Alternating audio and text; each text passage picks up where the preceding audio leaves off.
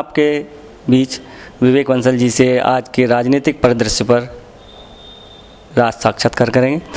तो विवेक जी, मैं आपसे, क्योंकि अभी विधानसभाओं के चुनाव हुए हैं, तो उसमें जो मिजोरम में कांग्रेस की जीत रही उस पर तो बधाई दूंगा, साथ ही साथ जीत के साथ साथ हार का भी आकलन किया जाना चाहिए। तो जो अन्य विधानसभा क्षेत्र थे उनमें कांग्रेस की इतनी बुरी तरीके से हार, इस हार को आप कांग्रेस विरोधी मुहिम मानेंगे जनता की, या इसको मोदी की हवा मानेंगे? देखिए, एक जो वातावरण एक तैयार किया था प्रेस और जनमानस प्रेस के माध्यम से, मीडिया इलेक्ट्रॉनिक हो चाहे प्रिंट मीडिया हो, उसके माध्यम से एक वातावरण ऐसा तैयार किया गया था महंगाई को लेके और भ्रष्टाचार के जो प्रकरण सामने आए थे कि ये यूपीए सरकार पूरी तरीके से नाकामयाब रही है इस तरीके का, और ख़ास तौर से भ्रष्टाचार और जैसे मैंने महंगाई, तो ये उसके कारण जनता में कहीं ना कहीं आक्रोश था। वो मुद्दे ये नहीं समझ पा रही थी कि यूपीए सरकार ने भ्रष्टाचार से पूर्ण रूप से इसके खिलाफ सख्त कदम उठाए। जो जो प्रकरण सामने आए, महंगाई एक अंतर्राष्ट्रीय स्तर पर जब हम कहते हैं कि दुनिया सिमट गई है, एक आर्थिक जो स्थिति है एक दूसरे देशों की जुड़ी हुई है, एक देश की आर्थिक स्थिति का दूसरे पे परिणाम पड़ता है, ये सब उन सब का मिला जुला असर था। और मैं ये भी कहना चाहूँगा, जहाँ महंगाई की बात होती है वहाँ लोगों की आज आमदनी आय बढ़ी है, ऐसा नहीं है। आज आप यहाँ अपने ही इसमें जनपदीय स्तर पर अगर आप देखेंगे कि किस तरीके से आज आप मोटरसाइकिल में सब कार वगैरह सब ऑटोमोबाइल्स इंडस्ट्री में जो बूम आया है, तो जाहिर सी बात है जो आम आदमी की जो क्रय करने की जो ताकत है वो बढ़ी है, जो खरीदने की ताकत बढ़ी है, तो जाहिर सी बात है कि आय बढ़ी है। तो उसी का, और जब ख़ास तौर से इकोनॉमिक्स का बेसिक जो नीति जो फंडा है कि अगर ग्रोथ होगी तो मुद्रास्फीति भी बढ़ेगी, अगर प्रगति होगी, आर्थिक प्रगति होगी तो मुद्रास्फीति भी बढ़े। पर ये शायद इस विकासशील देश में, जब अमेरिका जैसे विकसित राष्ट्र में भी जब कहीं पे भी मूल्यों की वृद्धि होती है तो लोग नहीं समझ पाते, तो भारत में इसको समझना बड़ा कठिन था। ये इकोनॉमिक्स के ये जो फंडास थे, ये आम आदमी ख़ास तौर से वो वर्ग जो 2 वक्त की रोटी बड़ी मुश्किल से गुजर बसर करता है, उसकी ये चीज़ नहीं समझ में आ रही थी। और जो मध्यम वर्गीय वर्ग जो इससे कहीं ना बहुत कम प्रभावित था, उसने सबसे ज़्यादा इसका हाहाकार मचाया, और जिससे कि फिर आम जो आदमी था, जो नीचे का बहुत निचले पायदान पे जो था, वो भी, उसे भी महसूस हुआ कि महंगाई बढ़ रही है। अगर हम बात अपने हिंदुस्तान के दिल, जिसको कि दिल्ली से नवाजा जाता है, तो अगर दिल्ली की बात करें तो दिल्ली में आपकी केंद्र में सरकार 2 कार्यकाल तक रही है, और दिल्ली में इतने लंबे समय तक शीला जी रहीं मुख्यमंत्री, जबकि अगर 1 साल से कम समय में आम आदमी पार्टी ने जो जनता को समझा दिया, वो आपकी सरकार इतने समय में जनता को क्यों नहीं समझा पाई, जो ये परिणाम निकल के आए? देखिए, आम आदमी, जैसे मैंने कहा कि एक माहौल ऐसा पैदा कर दिया गया था कि भ्रष्टाचार से जोड़ दिया गया था यूपीए सरकार को, वो उससे ज़्यादा उसमें उसे कहीं ना कहीं उम्मीद की किरण नज़र आई आम आदमी में कि शायद ये भ्रष्टाचार को बिल्कुल समाप्त कर देगा आम आदमी पार्टी की जो सरकार है। और उसी के तहत, वरना कोई कहे कि शीला दीक्षित का जो कार्यकाल अपने आप में बहुत ही उत्कृष्ट रहा है, उन्होंने जो विकास के क्षेत्र में कहा और उनकी उपलब्धता, सबसे बड़ी बात मुझे अफसोस ये होता है, उस महिला की उपलब्धता आम आदमी में के लिए थी, और उसके भी बावजूद लोग, मुझे नहीं समझ में आता। मैं खुद ज़मीन का कार्य करता हूँ, भावनाएं, ऐसा नहीं है कि लोगों की मैं भावनाएं नहीं समझता, या चुनाव मैंने नहीं लड़े, या जीते नहीं, या हारे नहीं, पर इसके बावजूद क्या अपेक्षा थी शीला जी से, और उनके जिस तरीके से किया, ये मुझे कहीं ना कहीं टीस होती है, लोकतंत्र के लिए बहुत शुभ संकेत नहीं है। राजस्थान में अशोक गहलोत एक ईमानदार मुख्यमंत्री, इन्होंने इतना कार्य किया, विकास के कार्य किए, जनता के लिए उपलब्ध रहे, उन्हें भी हटा दिया जाता है। क्या दुर्गति की जाती है, मुझे वहाँ की भी मुझे समझ नहीं आती कि क्या राष्ट्रीय मुद्दे इतने हावी हो गए कि स्थानीय जो मुद्दे थे उनको, और उनकी तुलना में आप लोगों से पता कीजिए जो इस समय की वर्तमान मुख्यमंत्री जो बनेंगी या जो लीडर हैं उनकी भाजपा की, उनकी क्या छवि है और उनकी पर दुर्भाग्य जिसे कहा जाता है, कहीं ना कहीं कहने पे विवश होते हैं कि लोग democracy is mobocracy as well. अब विधानसभा चुनाव क्योंकि ये हो चुके हैं और इसके बाद अब आगामी लोकसभा चुनाव हैं, तो लोकसभा चुनाव में अगर बात की जाए अगर मोदी की लहर, तो एक बात मैं पूछना चाहूँगा कि क्या राजनीति में एक व्यक्तिवाद का जो फॉलो किया जा रहा है, चाहे वो किसी भी पार्टी के द्वारा हो, तो क्या राजनीति में एक व्यक्तिवाद को बढ़ावा देना चाहिए?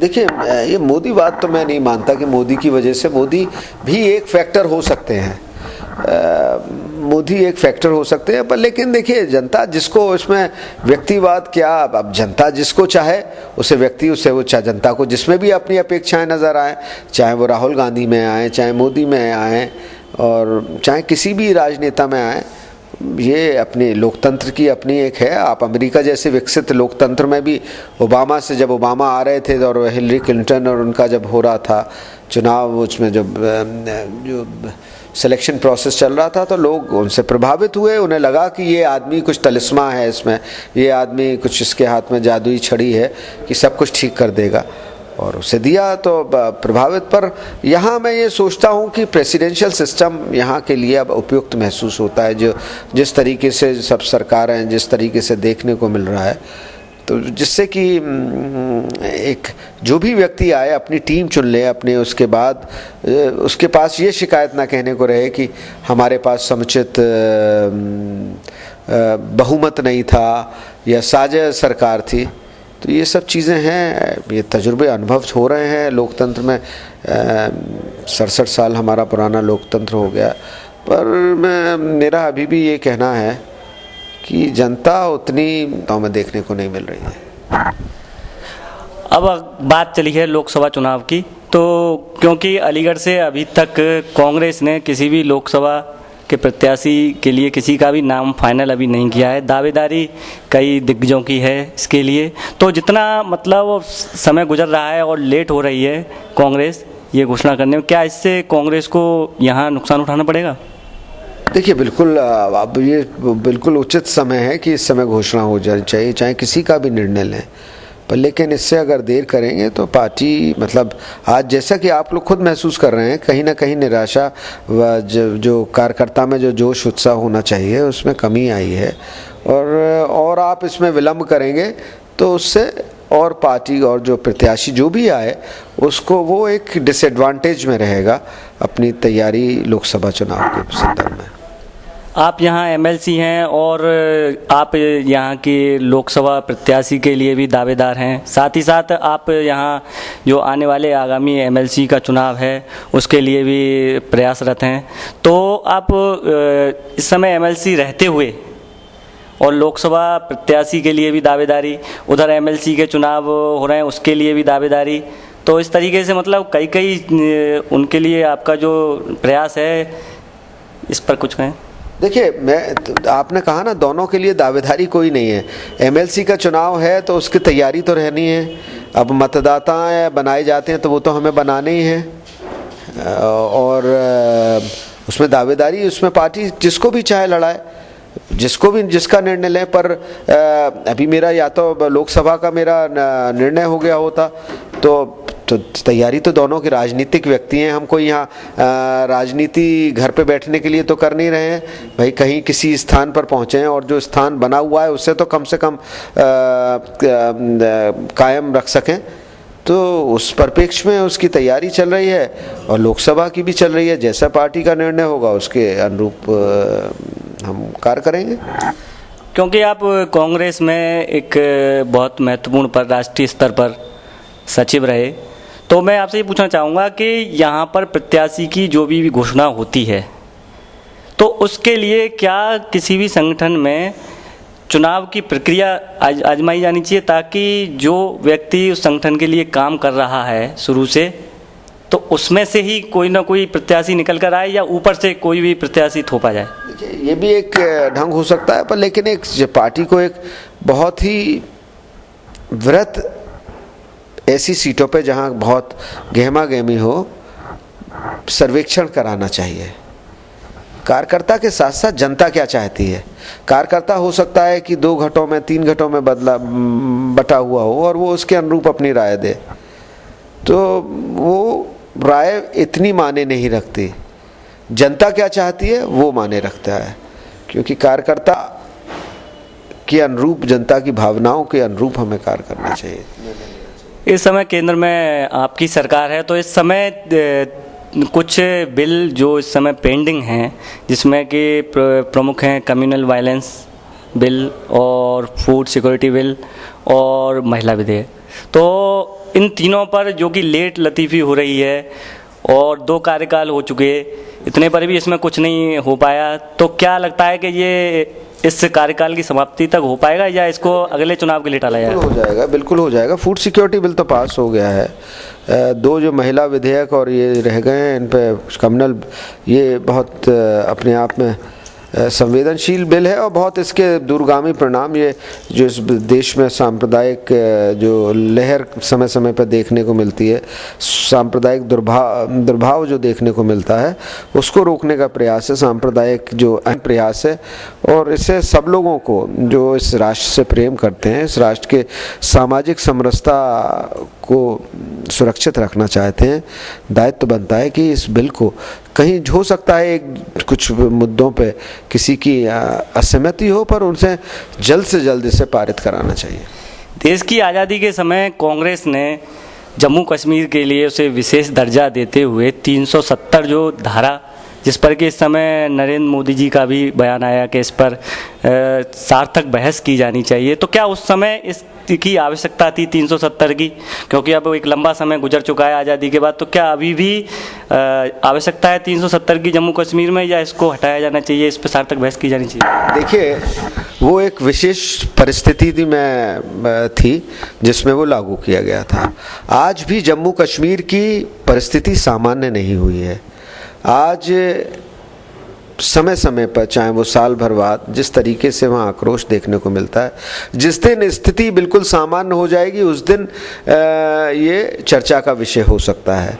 पर मोदी जी कहें तो ये चर्चा का विषय ऐसा नहीं होगा। कल को मोदी कहें कि इस संविधान में से सेकुलर शब्द हटा दिया जाए, तो क्या ये उचित होगा? मोदी राष्ट्र विधाता नहीं है, राजनीतिक व्यक्ति हैं, उन्होंने अपनी राय जाहिर की। ये ज़रूरी नहीं है कि वो जो भी कहेंगे कि उस पर चर्चा होनी चाहिए तो उस पर चर्चा होगी। जो देश की समरसता और देश की जो संप्रभुता पे जिससे पे प्रश्न चिन्ह उठता है, मेरे ख्याल से उससे हम सबको तुरंत के तुरंत उसे दरकिनार, उसे नज़रअंदाज करना चाहिए। संविधान जिस समय लागू किया गया उस समय एक व्यवस्था आरक्षण की जो उस समय की सरकार ने दी थी कि 10 साल तक ये आरक्षण रहेगा, और इसके बाद अगर वो वर्ग अगर अपना स्टेटस पा लेता है ठीक से तो इसको आगे हटा दिया जाएगा।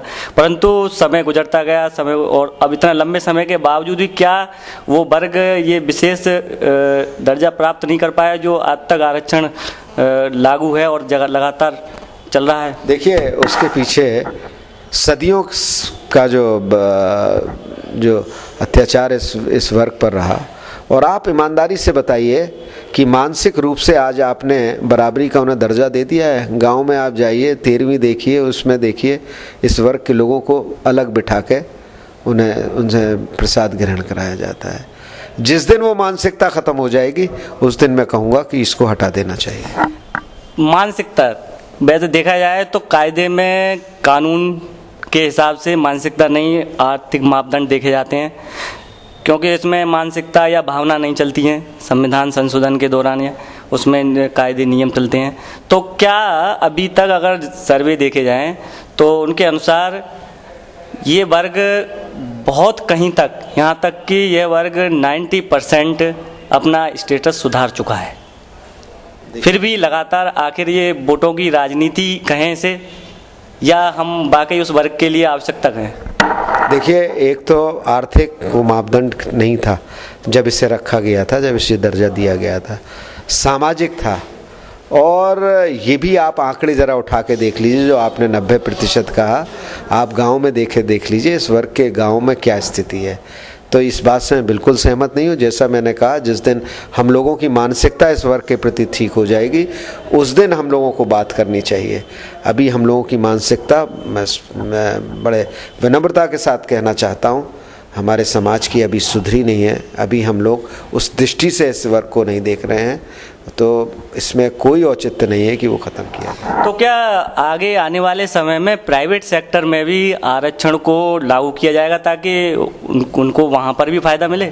जबकि प्राइवेट सेक्टर के लोग ये कहते हैं कि अगर हम इसको लागू कर देंगे अपने यहाँ, तो हमारे यहाँ की जो क्वालिटी है वो गिर जाएगी और उससे हमें नुकसान होगा। जब भी प्राइवेट सेक्टर इसके लिए विरोध में लगा हुआ है और अभी तक ये प्राइवेट सेक्टर में लागू नहीं हो पाया। देखिए, निजी सेक्टर में इसलिए नहीं कि प्राइवेट से निजी उसने उसका विरोध किया, बल्कि मैं ये कहूँगा कि अभी ये बिल पारित नहीं हो पाया है। और आप जहाँ तक गुणवत्ता की बात करते हैं, तो क्या प्रशासनिक सेवा में इस वर्ग को जो आरक्षण दिया गया, क्या गुणवत्ता में क्या गिरावट आ गई है? यही कहकर हम लोग, देखिए, कहीं ना कहीं इस समाज को आगे नहीं। और मैं तो ये भी कहूँगा कि निजी सेक्टर में अल्पसंख्यक लोगों को, जो आज हमारे जो मुस्लिम भाई हैं, उनका पिछड़ापन भी हमें दूर करना होगा। आज जहां हम उनके आरक्षण की, कहीं ना कहीं हमें ईमानदारी से बात करनी होगी, अगर हम इसका संतुलित, इसका सब वर्गों का विकास चाहते हैं। आज ये मानसिकता जो है सामाजिक। अब विशेष दर्जे पे अगर बात आई है, तो मैं एक सवाल और पूछूंगा कि हमारे यहाँ की जो केंद्रीय यूनिवर्सिटी है AMU, उसके बारे में भी इस समय उसको अल्पसंख्यक स्वरूप प्रदान करने के लिए मुहिम चलाई जा रही है। कोई उसके पक्ष में है तो कोई उसके विरोध में बयान दे रहा है। तो क्या AMU को अल्पसंख्यक स्वरूप प्रदान करना चाहिए या सभी के लिए एक समान शिक्षा की पद्धति अपनानी चाहिए? देखिए, अल्पसंख्यक स्वरूप जहाँ तक बात है वो है। ये लोगों को बड़ी भ्रांति है कि अल्पसंख्यक स्वरूप नहीं है, सुप्रीम स्वरूप पे स्टे है, तो इस पे तो कोई बहस का मुद्दा ही नहीं है। अब कुछ लोग अपनी राजनीति चमकाने के लिए, चाहे वो छात्र हो, चाहे कोई यहाँ का जो शिक्षक हो, और कांग्रेस पे प्रहार करने के लिए ये सब चीज़ें कहते हैं, तो ये कोई बहस का मुद्दा, ये मानसिकता जो है सामाजिक। अब विशेष दर्जे पे अगर बात आई है, तो मैं एक सवाल और पूछूंगा कि हमारे यहाँ की जो केंद्रीय यूनिवर्सिटी है AMU, उसके बारे में भी इस समय उसको अल्पसंख्यक स्वरूप प्रदान करने के लिए मुहिम चलाई जा रही है। कोई उसके पक्ष में है तो कोई उसके विरोध में बयान दे रहा है। तो क्या AMU को अल्पसंख्यक स्वरूप प्रदान करना चाहिए या सभी के लिए एक समान शिक्षा की पद्धति अपनानी चाहिए? देखिए, अल्पसंख्यक स्वरूप जहाँ तक बात है वो है। ये लोगों को बड़ी भ्रांति है कि अल्पसंख्यक स्वरूप नहीं है। सुप्रीम कोर्ट से गवर्नमेंट ने स्टे लिया हुआ है अल्पसंख्यक स्वरूप पे। स्टे है तो इस पे तो कोई बहस का मुद्दा ही नहीं है। अब कुछ लोग अपनी राजनीतिक संख्यक स्वरूप जहाँ तक बात है वो है। ये लोगों को बड़ी भ्रांति है कि अल्पसंख्यक स्वरूप नहीं है। सुप्रीम कोर्ट से गवर्नमेंट ने स्टे लिया हुआ है अल्पसंख्यक स्वरूप पे। स्टे है तो इस पे तो कोई बहस का मुद्दा ही नहीं है। अब कुछ लोग अपनी राजनीति चमकाने के लिए, चाहे वो छात्र हो, चाहे कोई यहाँ का जो शिक्षक हो, और कांग्रेस पे प्रहार करने के लिए ये सब चीज़ें कहते हैं, तो ये कोई बहस का मुद्दा ही नहीं है। और जहाँ तक शिक्षा का सबको अधिकार है। अब आप ये कहेंगे 50% आरक्षण इंटरनल इंस्टीट्यूट्स को है, तो वो भी गलत है। अरे भाई, हर यूनिवर्सिटी में हर जगह आपको ये देखने का मिलेगा। आपने कश्मीर के विशेष दर्जे की बात की, आप देखते हैं हिमाचल प्रदेश में आप जगह खरीद नहीं सकते। ट्राइबल एरियाज, मेघालय है, ये सब, यहाँ पे आप कोई जगह नहीं खरीद सकते, आपको कोई अधिकार नहीं है कोई। तो ये सब चीज़ें आप लोगों को, जो लोग 370 की बात करते हैं, हो सकता है एक आध मुद्दा कुछ ऐसा हो कि जिसको बहस हो सकती हो, पर लेकिन मैंने जैसा कहा, जब तक स्थिति सामान्य कश्मीर में नहीं हो जाती, उस पर भी नहीं बहस हो सकती।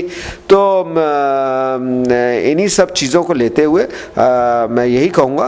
और आज शिक्षा के क्षेत्र को खास तौर से, शिक्षा में अल्पसंख्यकों में कितनी गिरावट है, ये सब जो सच्चर कमेटी के माध्यम से आ चुका है। और उसके बावजूद भी हम उन्हें कहीं ना कहीं, हम उनको आगे बढ़ने के लिए नहीं, आगे बढ़ने से रोक रहे हैं, तो कहीं ना कहीं हमारे मस्तिष्क में बेईमानी है। हम एक तरफ तो भारतीयता की, सेकुलर कॉन्स्टिट्यूशन की बात करते हैं, तो जब सेकुलर की हम बात करते हैं, जब धर्मनिरपेक्ष संविधान की बात करते हैं, तो हमारी जिम्मेदारी और दायित्व बनता है कि जो भी वर्ग है उसको आगे राष्ट्र की मुख्य धारा से जोड़ना होगा। असंतुलित विकास से नुकसान होगा देश का। तो एमएलसी विवेक बंसल जी ने अपने विचार व्यक्त किए आज के राजनीतिक परिदृश्य पर। मैं चमन शर्मा, कैमरामैन प्रवीण कुमार के साथ आज